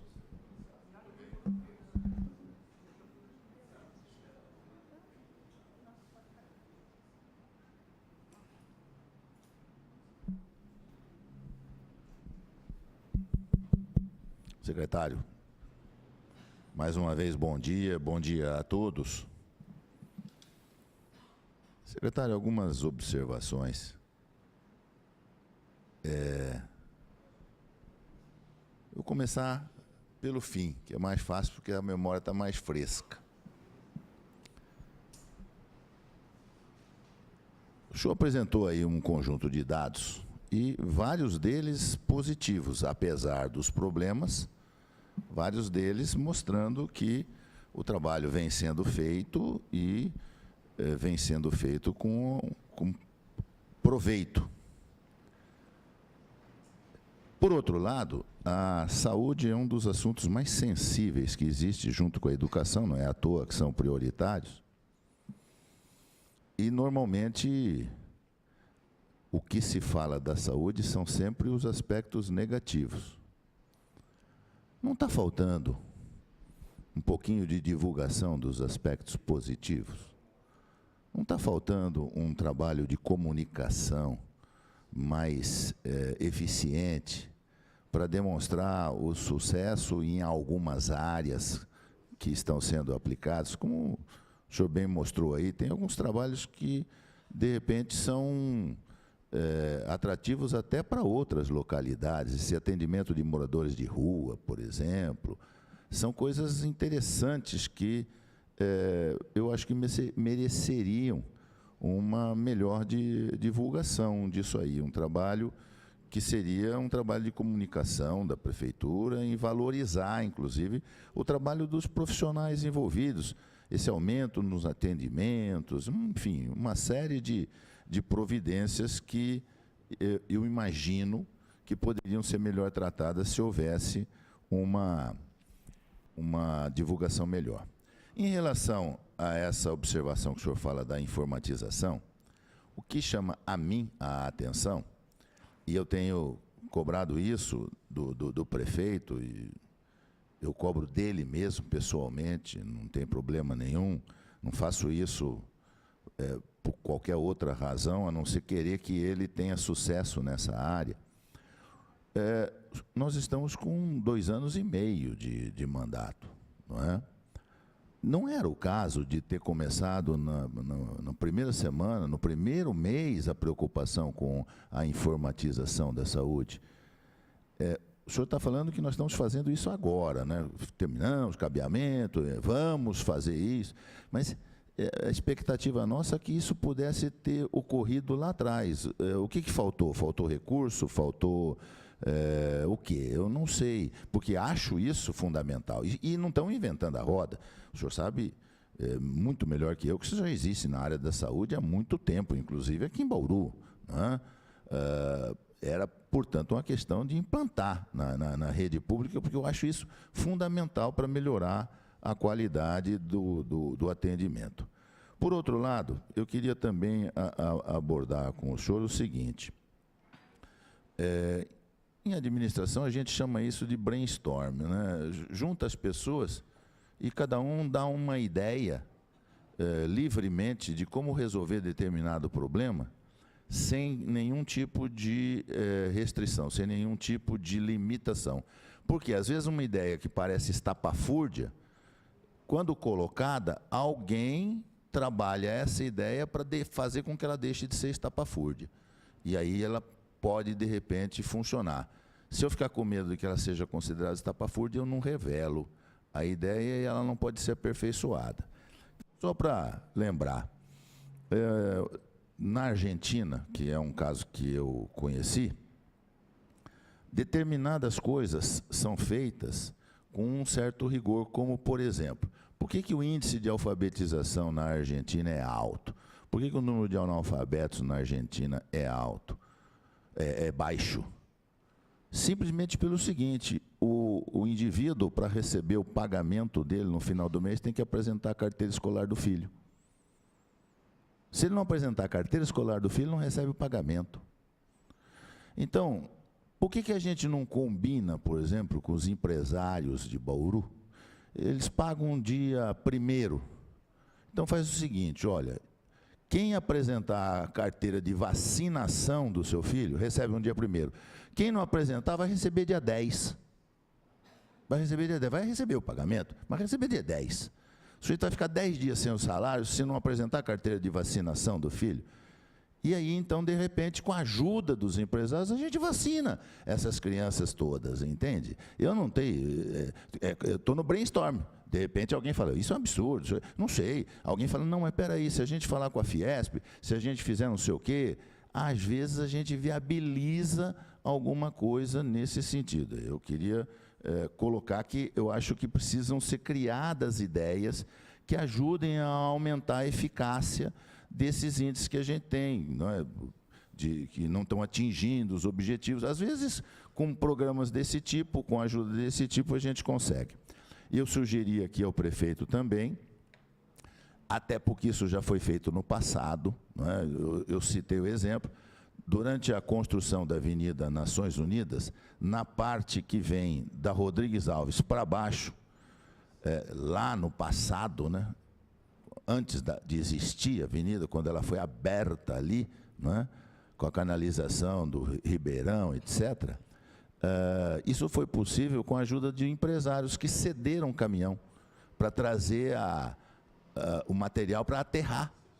Porque era um buracão, era vale, o rio passava ali, Ribeirão das Flores passava ali. A prefeitura não tinha equipamento suficiente. Apelou para os empresários, num final de semana, cada empresa cedeu um caminhão com 2, 3 empregados, que a própria empresa pagou a hora extra e, em pouquíssimo tempo, trouxeram material de aterro para poder fazer. Às vezes, agora, a Rede Globo faz aquela campanha de recolher coisa na rua, uma vezinha. Por que a gente não faz isso mais a miúde, chamando os empresários de Bauru, que eles têm também responsabilidade social com a cidade e tal, para fazer um mutirão mais frequente, com mais veículos, com mais gente recolhendo material. Outra coisa a respeito disso aí, a engenharia, já faz tempo, secretário, ela aprendeu o seguinte: quando a gente tem um pátio gramado e precisa fazer uma passagem, tem que fazer uma calçada, digamos assim, atravessando esse pátio calçado, esse pátio gramado, toda vez que a engenharia fazia o trajeto, para fazer com que a pessoa seguisse aquele trajeto, na sequência aparecia um trilho pelo meio da grama. Ou seja, o cidadão não ia pela passagem, pela passarela calçada, ia pela grama. O que a engenharia aprendeu? Não faz a calçada, deixa eles fazerem o trilho. A hora que eles fizerem o trilho, a gente põe a calçada em cima do trilho, porque o povo sabe qual é o melhor caminho para ele, não é o que o engenheiro quer que seja, é o que o povo faz. Então, nós estamos pedindo, pelo amor de Deus, não jogue coisa aqui. A prefeitura acaba de limpar, o sujeito vai lá e joga. E a gente apela. Secretário, isso não tem funcionado. Não era o caso de falar, já que eles preferem jogar aqui, vamos pôr um negócio aqui para eles jogar, vamos pôr um container aqui para eles jogarem aqui. É aqui que eles querem jogar, eles não querem jogar em outro lugar. A gente está pedindo para eles jogarem, eles não querem. Vamos botar um container aqui, deixar eles jogarem aqui, a gente recolhe o container. Eu acho que está faltando medidas desse tipo que poderiam ser discutidas. Não sei se a ideia é boa, não, eu estou falando do brainstorm assim, né? Discutindo coisas e tentando ver se, através delas, a gente chega a algo que seja mais viável, né? Eu gostei muito desse programa que o senhor apresentou de entrega de medicamentos. Achei uma coisa interessante. E eu queria lhe perguntar, como é feita fisicamente a entrega? Tem uma viatura, tem um funcionário que vai, entrega na casa, etc. E o senhor disse, isso ajudou muito porque as pessoas tinham uma despesa para poder ir buscar, tinha que botar alguém para ficar tomando conta do paciente, pagar uma pessoa, ou tinha uma despesa de deslocamento, etc. e tal. Em virtude disso, se, por exemplo, estou aqui, secretário, pelo amor de Deus, é aquilo que eu já expliquei que em administração a gente chama de brainstorm. Não sei se a ideia é exatamente essa ou se, de repente, através disso que eu vou falar, a gente adapta e faz alguma coisa viável. Por exemplo, não daria para usar um mototáxi? Não daria para usar o Uber, aí eu sei lá o quê? E então vai custar R$ 7,00 para entregar. Talvez o próprio paciente pagasse os R$ 7,00, porque é muito menos do que o que ele gastaria. E nós não empregaríamos uma viatura, um motorista, entendeu? Eu não sei se não daria para fazer alguma coisa assim. A gente usa muito esses sistemas, que aqui mesmo na Câmara nós estamos usando isso, chamamos um mototáxi mandando entregar alguma coisa. e eles fazem um trabalho direitinho. Dá para selecionar sempre o mesmo mototaxista para ele aprender a fazer o serviço? Eu não sei, mas eu digo, é para tentar minimizar. Hoje em dia, o senhor está sabendo, tem muitas empresas aí entregando com drone. Não é verdade? Você entrega mercadoria com drone. Nós vamos evoluir para isso, certamente, no futuro. E eu acho que essas coisas a gente tem que realmente começar a pensar. Eu estou falando um monte de coisa, porque o senhor também falou um monte de coisa aí, entendeu? Se for para perguntar uma por uma, então estou fazendo uma série de observações. Se quiser depois fazer um comentário geral sobre isso, só para poder iniciar um debate. Tá bom? Obrigado. Obrigado, presidente. Eu gostaria só, vou pedir auxílio para o senhor para ir lembrando a primeira foi referente à comunicação, né? Sem sombra de dúvidas. A comunicação, ela é talvez o calcanhar de Aquiles de todos os gestores. Muitas vezes a gente fica no meio do furacão e a gente não consegue pôr a cabeça para fora. A gente não consegue tomar uma água, a gente não consegue comunicar. A saúde, ela sempre vai ter uma necessidade de melhora. Sempre. Eu estou longe de dizer que a gente está 100% em tudo, até porque se tivesse, a gente estaria no nirvana. Mas a grande questão é que a gente tem muito a fazer na área da saúde. Eu acho que cada secretário que passar por essa pasta, nesse município, vai deixar, como sempre deixou, a sua contribuição. Este é um ponto que a gente conversa muito com o prefeito. Muitas vezes a gente acaba sendo lembrado, a gente acaba sendo lembrado pelas coisas que a gente deixa de fazer, ou somente por aquilo que precisa ser melhorado, não que não haja essa necessidade. Mas, sem sombra de dúvidas, o que a gente determinou, eu conversei muito com o prefeito, principalmente eu falo nas ações da saúde. Comunicar mais isto, né? Criar um canal de comunicação, seja o portfólio, seja na rede social, seja na visitação. Então, isto está hoje na pauta do prefeito em relação a essa informação. Porque a gente, muitas vezes, o secretário ele vai apagando incêndio e a gente não consegue mostrar aquilo que foi feito de positivo. Volto a dizer, a gente tem muito o que fazer. Em alguns setores a gente precisa se debruçar mais, alguns dependem de recurso, outros de gestão, que a gente precisa melhorar. Mas eu posso dizer para o senhor que, diante do cenário que a gente vive, a gente entregou muita coisa. E o senhor tem total razão quando diz, fala, Fogolin, eu já disse isso para o prefeito, vocês precisam comunicar mais, e este é um ponto importante. A segunda, que foi referente à informatização. Isso.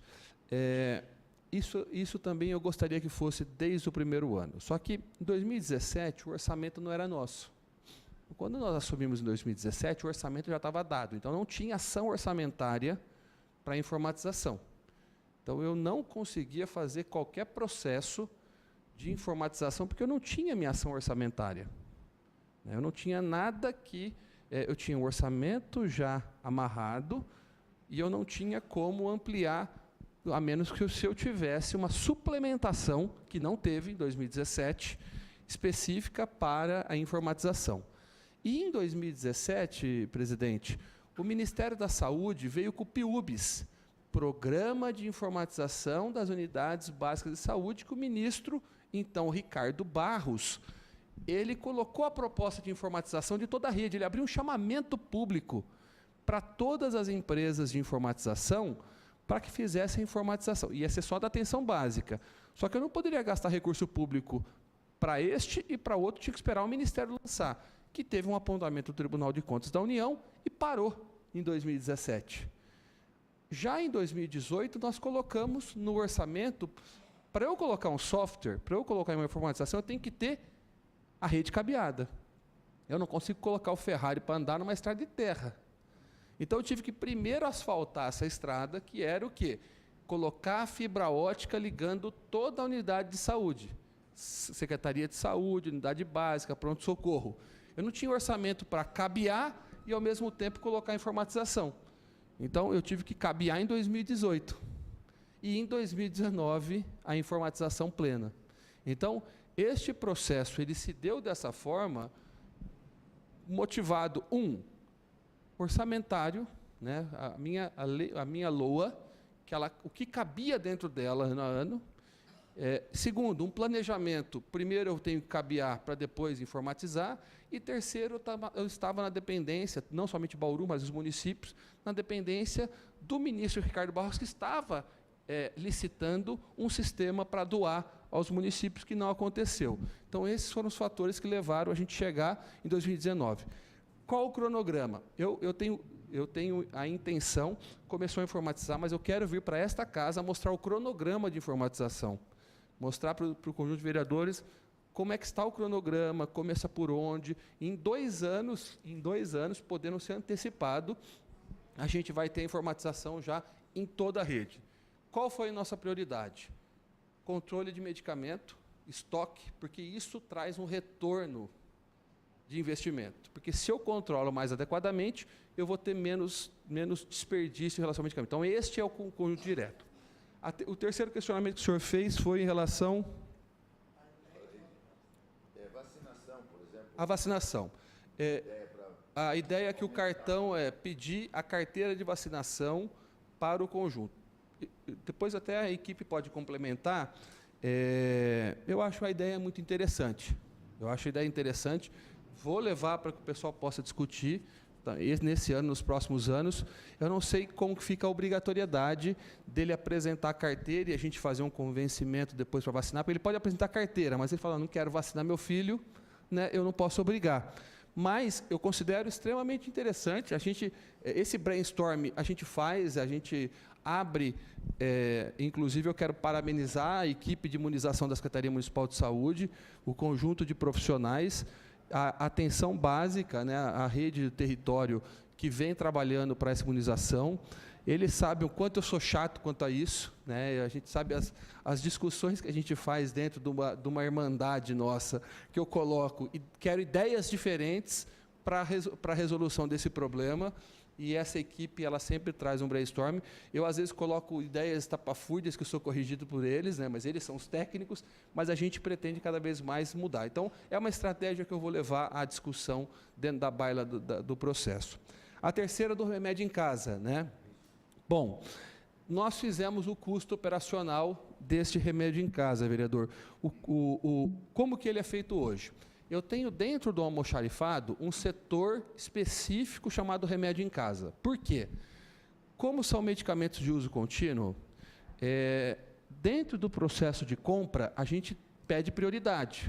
Então, como o meu consumo anual é tal, então eu peço prioridade para esse consumo. Então, eu tenho um farmacêutico, né, que é responsável pelo processo. Então, eu tenho dentro do meu almoxarifado separado o remédio em casa. Tem um veículo que já era um veículo da secretaria, que ele foi plotado. Ele era uma doblô que ela foi plotada para fazer entrega. Por moto não dava, porque eu tenho volume, fralda. Então, eu tenho volume de entrega que é superior, não dá para colocar dentro de um componente de uma motocicleta. Eu tenho que levar no componente fechado. São caixas, então cada usuário recebe uma caixa. Ele não cabe. Então, quando eu vou fazer uma entrega, que eu saio num roteiro, eu não consigo levar tudo num mototáxi, digamos assim. E, além disso, não é somente uma entrega, ele é uma orientação.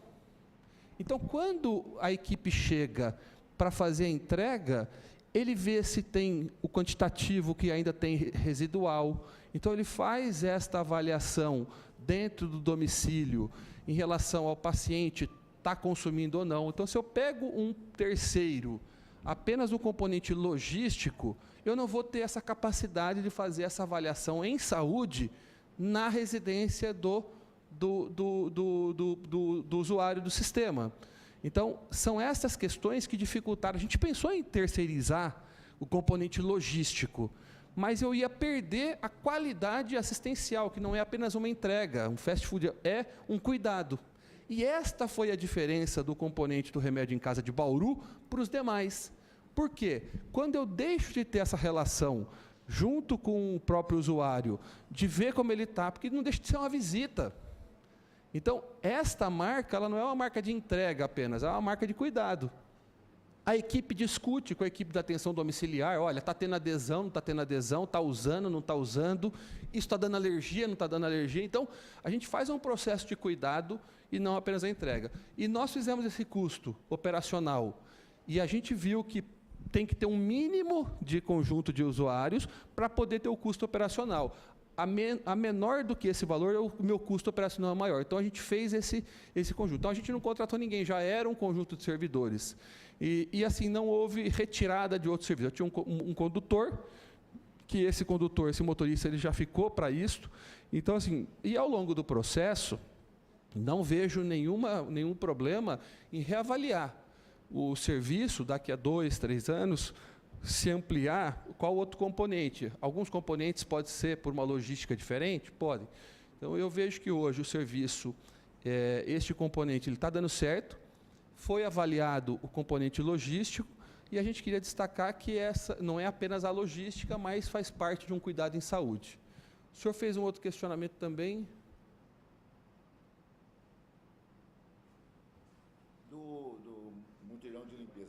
Do mutirão de limpeza. Isso, mas a engenharia que constrói a passarela num local e as pessoas passam por outro. Deixa eu só aproveitar, eu tinha pedido a minha assessora que trouxesse para mim aqui. Secretário, eu apresentei aqui na tribuna, porque eu estive em São Paulo conversando com um deputado, e esse deputado é militar, a respeito daquela possibilidade de usar o Exército para ajudar a gente aqui com o hospital de campanha, naquele momento. E esse militar, que é um tenente, que hoje é deputado, me disse que ele era de Santos e que Santos tinha usado o Exército porque teve uma epidemia grande de dengue em 2013 e eles aprenderam uma série de coisas ali. Isto foi caindo ao longo do tempo e nós consultamos agora esse ano. Santos tinha acho que 16 casos. Era um negócio muito pequeno, muito pequeno. E ele disse que uma das coisas que é usada em Santos é a distribuição de uma armadilha, muito simples, por sinal, para pegar o mosquito. E aí eu tinha aqui, por isso é que eu pedi, no dia 14 de maio agora, o doutor Mário Ramos, quando usando da palavra, disse que a Fundação Oswaldo Cruz, não é, estava desenvolvendo essa técnica e que seria negociada pela administração local junto ao governo federal. Quem sabe, eu gostaria de ter novidade a respeito disso, porque se funcionou lá em Santos, ou se está funcionando, possivelmente nos ajude aqui para o próximo ano. Eu gostaria de ter informação, portanto, a respeito disso. Respondendo só a última contribuição que o senhor fez, referente à construção da passarela, e a população, ela sabe o melhor caminho, e o gestor, acho que uma das grandes virtudes do gestor é saber o que a população quer e não o que o gestor quer para a população. Eu concordo plenamente, eu acredito que dentro da política municipal de combate à arbovirose, eu não sou especialista, mas considero que este é um ponto importante. Se a gente identifica determinados locais, inclusive não somente a caçamba, mas que tipo de caçamba, né? Se essa pequena vai servir, não vai servir. Então, acredito que seja uma contribuição que a gente tenha que levar para a SEAR, para a Endurb, enfim, mas dentro do componente municipal de combate à arbovirose. Em relação à questão do próprio Exército, eu queria só tentar contribuir. Primeiro que a colocação que o senhor sempre trouxe, eu sempre considerei muito pertinente, porque assim, o Exército ele tem duas possibilidades de contribuição em situações de epidemia. Então, quando a gente tem uma emergência de saúde pública de importância nacional, eu participei desse processo lá atrás, que a gente criou esse decreto da emergência em saúde pública de importância nacional. Então, no caso de uma epidemia de dengue, ou uma desassistência, uma catástrofe, nessas 3 condições, a Força Nacional do SUS ou as Forças Armadas podem ser acionadas. E aí o que acontece? Existe uma solicitação junto à Casa Civil do próprio Poder Executivo, o Ministério da Saúde faz a visita, como fizeram, retornam a Brasília e falam, olha, precisa de um braço assistencial. Aí vem o braço assistencial. Neste caso da assistência, eles desconsideraram, até porque a gente teve capacidade de absorver. A contribuição do Exército, ela é extremamente significativa no contingente do processo de retirada de criadouros, do bloqueio casa a casa, da retirada de criadouros. Santos teve pouco caso, porque a epidemia é até interessante, eu não consigo entender, não sou entomologista, não sou epidemiologista, mas ela acontece ciclicamente em regiões diversas. Então, esse ano não teve em Santos, teve na região noroeste. Na próxima vai ter em Santos, não vai ter na região noroeste. Então, a epidemia ela foi toda para a região noroeste do país. As armadilhas, que são as traps, né, da ovitrap tal da vida, ela não é para pegar o mosquito, a armadilha para não ter mosquito voando, ela serve para monitoramento, né? A armadilha ela tem vários tipos. Eu tenho a armadilha por cola, eu tenho vários tipos de armadilha. A armadilha ela serve para eu saber se tem circulação viral. Então, por exemplo, a gente tem um quantitativo de armadilhas que tem que ser distribuída por uma distância em quilômetros ou metros especificamente, para eu poder saber se aquele mosquito que está naquela região, ele está com vírus ou não. Então, a armadilha ela tem uma função de monitoramento. É importante? Eu considero que sim. A gente tem, inclusive, segunda-feira que vem aqui, né? Tem, além da Fiocruz, a gente está com uma outra empresa que participou do processo da Copa do Mundo. Quando houve a Copa do Mundo e as Olimpíadas do Rio de Janeiro, tinha dengue e padedel lá no Rio. Então, o pessoal fez esse monitoramento. Então, o que a Secretaria Municipal de Saúde está fazendo? Tem um processo que o doutor Mário falou, que é da Fiocruz, que ainda não terminaram para trazer para cá. Independente da Fiocruz terminar ou não, a gente já está indo para uma outra empresa que teve uma indicação do próprio Ministério, né, que eles participaram do Ministério da Saúde, da colocação dessas armadilhas. Por quê? Para nós, eu quero monitorar qual a região está tendo circulação viral com o mosquito, porque Bauru tem uma diferença das demais cidades. Bauru é uma cidade extensa.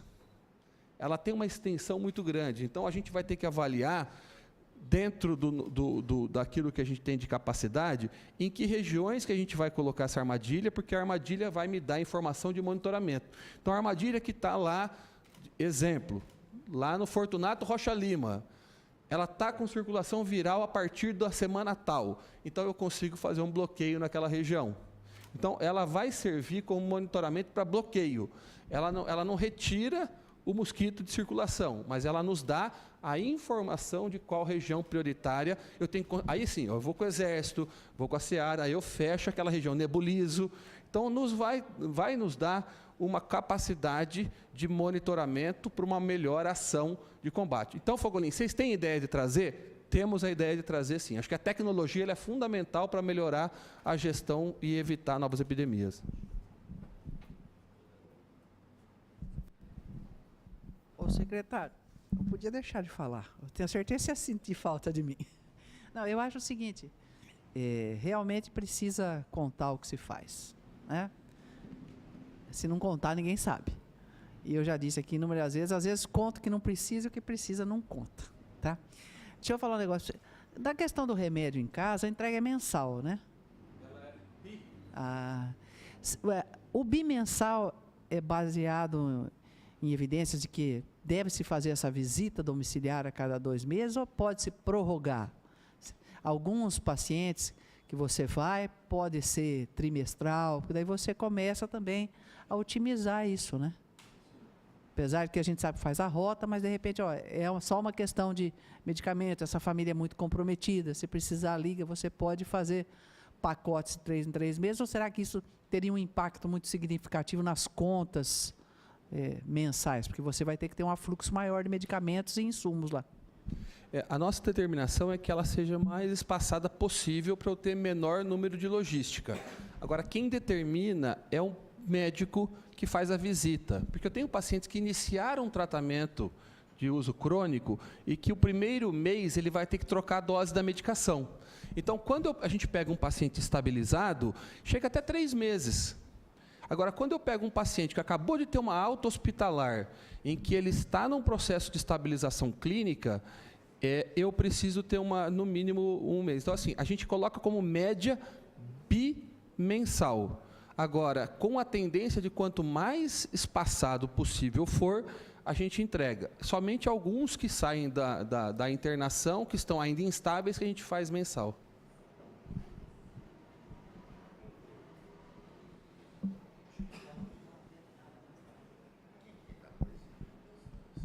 Já que ninguém está presidindo, não havendo, alguém mais quer fazer algum questionamento? Ao fio. Alguém mais quer fazer mais um questionamento? Pós-fio, nós podemos encerrar a sessão. Então, nós vamos ouvir o fio, depois as considerações finais, caso o secretário queira fazer, e daí damos para Nelson Fio, Movimento Popular. Só quero discordar do vereador Segala, porque segurar 10 dias o pagamento do servidor. Por que tem de sempre sobrar para o trabalhador? Não é mais fácil pegar o pessoal da Fiesp e ver os filhos dos seus trabalhadores e levar eles para vacinar? Por que tem de sempre sobrar para o trabalhador? Agora, vou fazer uma pergunta sobre... Essa aqui foi o seu Joaquim, lá do meu bairro, que outro dia a gente estava conversando, ele pegou e falou assim, por que a prefeitura não indica fórmula no medicamento, não tem uma farmácia de fórmula? Porque fica mais barato e ele usa fórmulas também. Viu, seu Joaquim? Fiz a pergunta do senhor, viu? Não, Fio, primeiro eu quero agradecer a sua participação, todas as nossas audiências, você está presente. Na verdade, a fórmula, né, que é o manipulado, a gente não tem dentro da contratação da prefeitura. Se a gente fez um levantamento, né, a gente já tinha isso previamente, do ponto de vista para a administração municipal, a gente tem um impacto maior, ele tem um custo maior agregado do que a compra do medicamento, da droga, do fármaco, que tem o genérico. Então, hoje, nos medicamentos da Relação Municipal de Medicamentos, que é a REMUME, ou a RENAME, Relação Nacional de Medicamentos, que é do Ministério da Saúde, a compra em volume, em escala, para a droga com princípio, ela é mais vantajosa, tem uma maior economicidade dentro do princípio da administração pública do que fazer a fórmula e agregar a fórmula. Não que o médico não possa prescrever. Agora, do ponto de vista de aquisição, para o município, o volume e a maneira com que a gente faz a aquisição tem uma maior economicidade. Então, eu queria agradecer, vereador Segala, mais uma vez, a todos os conjuntos de trabalhadores, e a gente fica à disposição na Secretaria de Saúde para os maiores esclarecimentos. Obrigado a todos.